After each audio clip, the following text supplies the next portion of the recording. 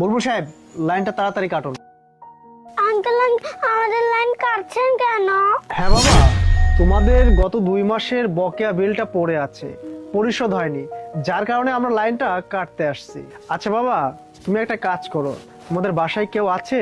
হ্যাঁ আঙ্কেল, আমার বাড়িতে আমার মা আছে। আচ্ছা ঠিক আছে বাবা, তুমি এক কাজ করো, তোমার মাকে একটু ডেকে নিয়ে আসো, যাও। ঠিক আছে আঙ্কেল, আমি ডেকে দিচ্ছি। আম্মু আম্মু, হ্যাঁ বাবা, কারেন্টের লোক তোমাকে ডাকছে। কি বলছিস? কারেন্টের লোক এসেছে? আচ্ছা ঠিক আছে, চলো দেখি আমরা। আপনারা কি আমাকে ডাকছেন? হ্যাঁ, আপনাকে ডেকেছি। আপনার মিটারের যে 2 মাসের বিল বকেয়া পড়েছে, এটা তো পরিশোধ করেননি, যার কারণে আমরা এই লাইনটা কাটতে এখানে এসেছি। কি বলছেন? লাইন কেটে দিবেন? আচ্ছা, এমন কি এত বিল হয়েছে যে আপনারা লাইন কেটে দিতে চাচ্ছেন? কত টাকা হয়েছে বিল? দেখুন, আপনার 2 মাসের বিল আসছে 500 টাকা। এই টাকাটা যদি এখন না পরিশোধ করেন, তাহলে আমি এখনই কিন্তু লাইনটা কেটে দিয়ে চলে যাব। কি বলছেন স্যার? 500 টাকা? এই টাকা আমি এখন কোথা থেকে দিব?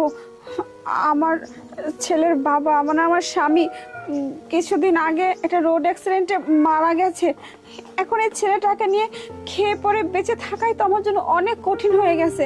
ওর স্কুল আছে, ওর খাবার দাবার আছে, আর আমারও তো একটা পেট আছে। আমরা তো নিজেরা চলতে পারতেছি না। তাহলে এই বিলের টাকা কোথা থেকে দিব স্যার? স্যার একটু দয়া করুন, দয়া করে লাইনটা কাটবেন না স্যার। দেখুন, আপনার কষ্টটা আমি বুঝতে পেরেছি, কিন্তু পল্লী বিদ্যুৎ অফিস তো আপনার এই কষ্টটা বুঝবে না, কারণ ওনাদের যে নিয়ম, সেই নিয়মে তো ওনারা কাজ করবে। তাছাড়া আপনি 2 মাসের বকেয়া ফেলে রেখেছেন, এই টাকাটা না দিলে তো লাইনটা কাটবে, এটাই স্বাভাবিক।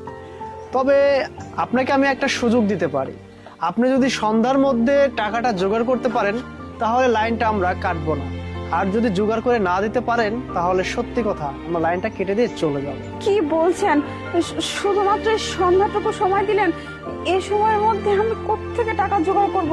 আর 2-3টা দিন সময় পেলে ভালো হতো। আচ্ছা ঠিক আছে, আপনি যে সময়টা দিয়েছেন এটাই তো আপনার কাছে অনেক, তাই না? আচ্ছা, আমি দেখি কোনোভাবে টাকাটা জোগাড় করতে পারি কিনা। টাকাটা জোগাড় করে আমি বিলটা পরিশোধ করে দিব। আচ্ছা ঠিক আছে, আমি তাহলে যাই, টাকা জোগাড় করি। বাবা চলো। বাসায় কেউ আছেন? জি বলেন। আসলে ম্যাম, আমি এসেছিলাম একটি ব্যাংক থেকে। আমাদের ব্যাংকে আরিফ সাহেব নামে একজন ক্লায়েন্ট ছিলেন, যার বেশ কিছু অর্থ